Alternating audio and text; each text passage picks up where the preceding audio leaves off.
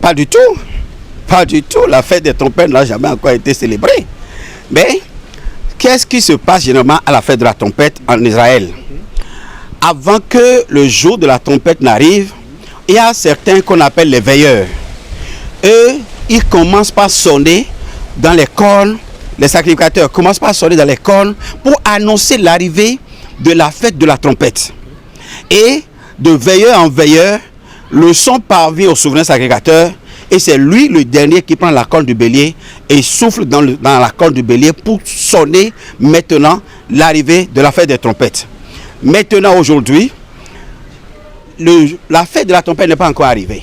Mais il y a sur la terre des sacrificateurs quand même qui sont à l'image des veilleurs, qui sont en train de souffler pour appeler le peuple à se conscientiser, pour appeler le peuple à la repentance.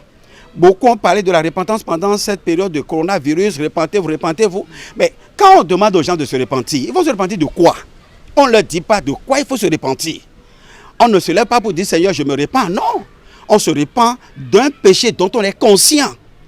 Il faut que on attire l'attention du peuple sur un péché conscient. Et le péché conscient de l'Église aujourd'hui, c'est d'être fidèle membre de l'Église sans Dieu. Ouais, les gens sont dans l'Église, ils estiment adorer un Dieu qu'ils ne connaissent pas. Mais qu'est-ce qu'il faut dire ça? Oh, je suis pasteur et je suis sur une église.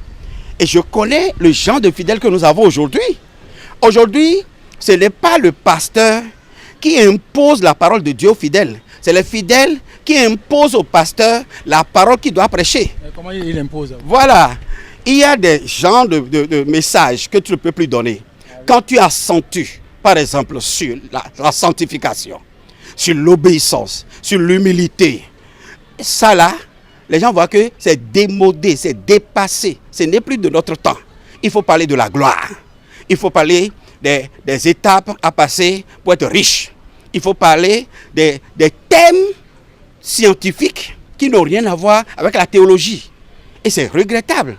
Et quand toi, tu ne parles pas de ces choses-là, tu ne passes pas sur le péché. Ça là, c'est la bête noire. On ne touche pas le péché. Parle d'autre chose sans toucher le péché. Voilà. Alors que la Bible nous dit que sans la sanctification, nous ne pouvons pas être agréables au Seigneur. Comment est-ce que les gens veulent être fils de Dieu et omettre les principes qui amènent à la sanctification? Donc, voilà des adorateurs d'un Dieu qu'ils ne connaissent pas, d'un Dieu qui n'existe pas pour eux. On ne peut pas reprocher un fidèle dans une église aujourd'hui. Il sort et puis il trouve déjà une autre dans l'autre vent. Et c'est fini. Et il vient te naguer. Ouais, il passe devant l'église et puis il te regarde et puis il sourit.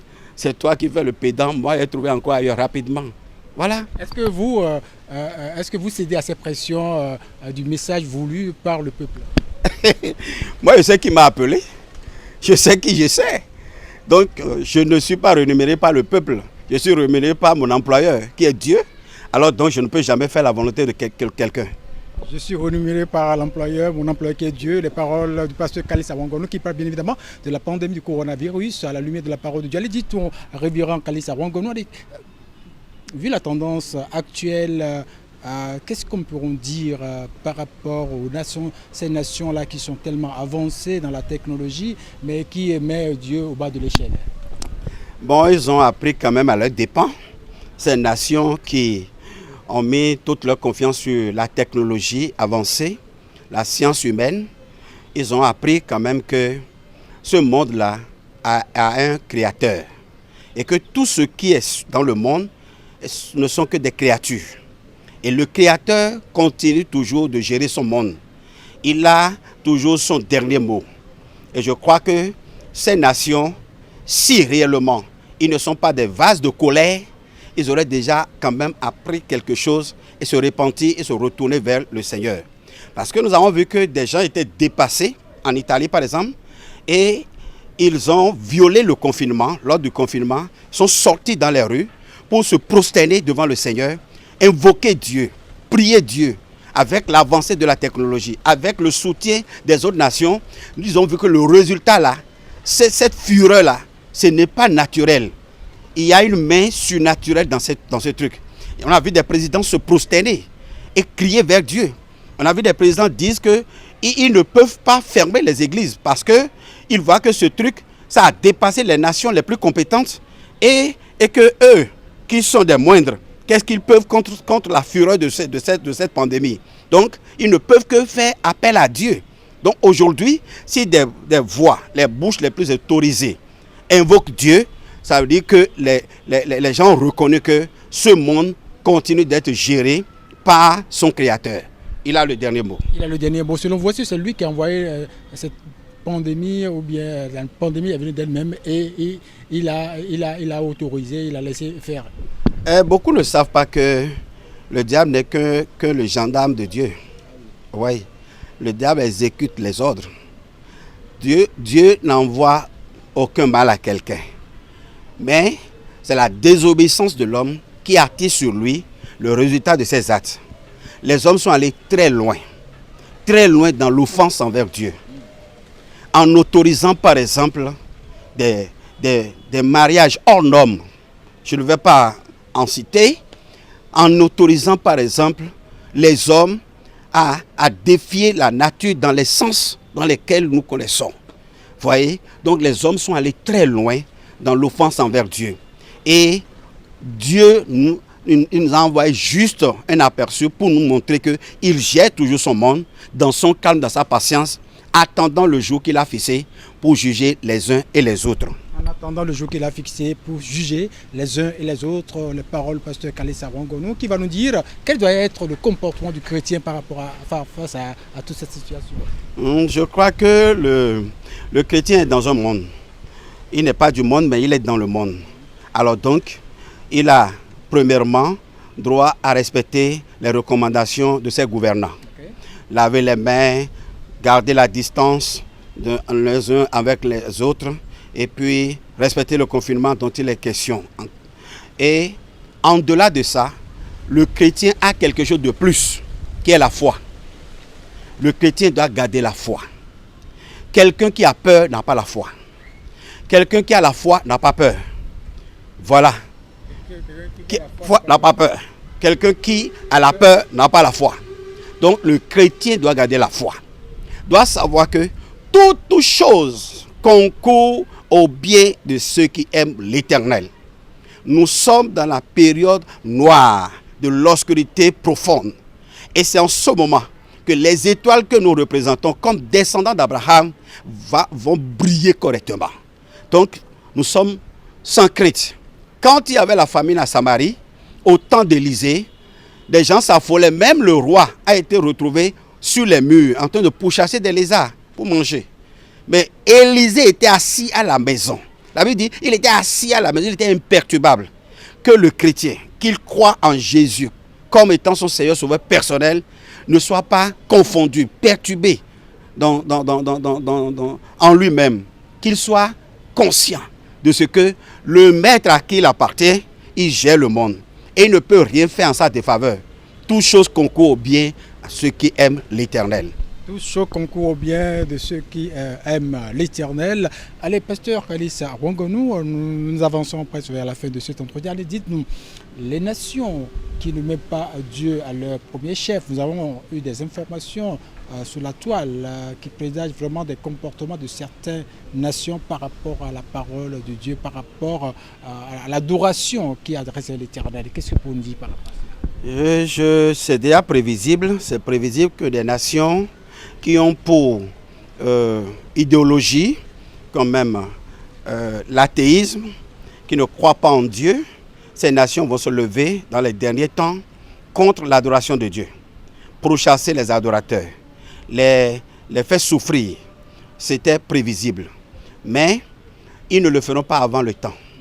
Ils le feront dans le temps de Dieu. Aujourd'hui déjà, nous constatons qu'il y a des endroits par endroits où les chrétiens sont persécutés. Nous appelons quand même à la foi de ces personnes-là, nous les fortifions.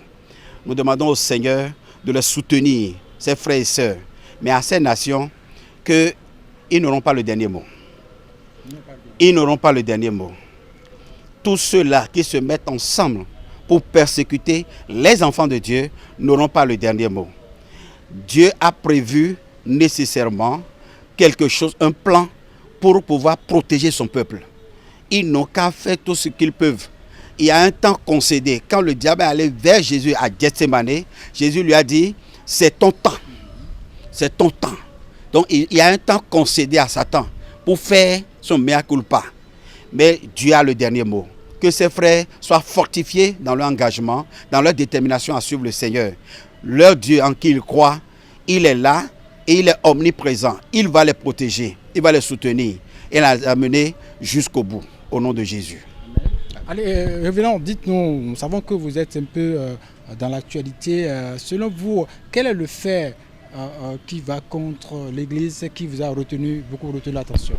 Bon, j'ai appris dans les informations qu'il y a une nation qui vient d'ordonner que toutes les églises sur son territoire n'ont qu'à enlever leur croix.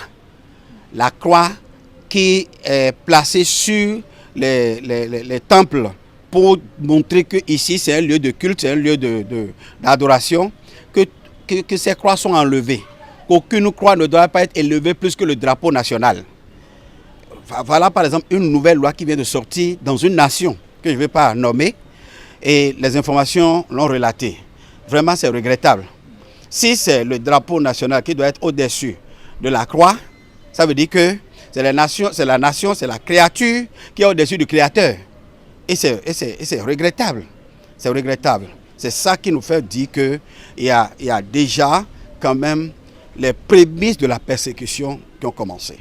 Les prémices de la persécution qui ont commencé, les paroles du pasteur Kalisa Rwangono, bien évidemment, qui nous décryptait l'actualité actuelle, mondiale, qu'est-ce que cette pandémie du coronavirus, à la lumière de la parole de Dieu, et quel doit être le comportement du chrétien par rapport à cette pandémie et sa relation intime avec son Dieu, le créateur des cieux et de la terre. Allez, dites-nous, pasteur Kalisa Rwangono, allez, dites-nous, nous sommes pratiquement à la fin de cet entretien. Vous, en tant que homme de Dieu, quels conseils pouvez apporter à la nation béninoise par rapport à cette période? Déjà, à comprendre un peu ce que vous dites, est-ce que la fin de ce confinement, la fin de cette crise est imminente? Je ne me considère pas comme une bouche autant autorisée pour l'annoncer, parce que la parole est à nos gouvernants. C'est d'eux qu'est venu quand même l'ordre. Et c'est d'eux quand même que viendra aussi comme la levée. Mais à la lumière des choses, nous bénissons déjà le Seigneur pour les résultats quand même de notre pays par rapport à cette pandémie. Et je crois que Dieu va inspirer nos gouvernants qui ont mis en place une stratégie exceptionnelle, particulière, qui a été saluée même en dehors de notre nation. Donc, j'aimerais dire tout simplement aux uns aux autres que c'est le moment pour chacun de nous de s'accrocher à son Seigneur, de s'accrocher au Seigneur et de prier pour l'Église, de prier pour les gouvernants. C'est notre devoir de prier pour eux, pour qu'ils aient de bonnes inspirations. Parce que c'est par rapport aux inspirations qui pourront nous gérer, nous gouverner. Donc, de prier pour les gouvernants, pour que le Seigneur les inspire, afin que les décisions soient des décisions prises sous l'influence du Saint-Esprit. Je voulais dire tout simplement à ceux qui ont encore peur, ou bien ceux qui ont des parents en confinement, ceux qui ont des parents infectés et qui sont en traitement actuellement, que le Seigneur Dieu Tout-Puissant qui a fait sortir d'autres vagues va les faire sortir également, sains et saufs, et le pays, le Bénin, sortira, sauf avec ce résultat exceptionnel, positif. Un seul mort, ça restera le seul mort là, et nous serons libérés. Dieu fera grâce et ça va finir sur un très bon résultat. Eh bien, mes chers téléspectateurs, merci bien d'avoir été avec nous. Merci à vous, pasteur Kalisa Rwangono. Merci, frère Richard. Et que la gloire et du Seigneur rayonnent sur chacun de nous. Amen. Mais amen. Chers amis téléspectateurs, la semaine prochaine, nous allons encore recevoir pour vous un homme de Dieu. D'ici là, portez-vous bien. À Dieu la gloire.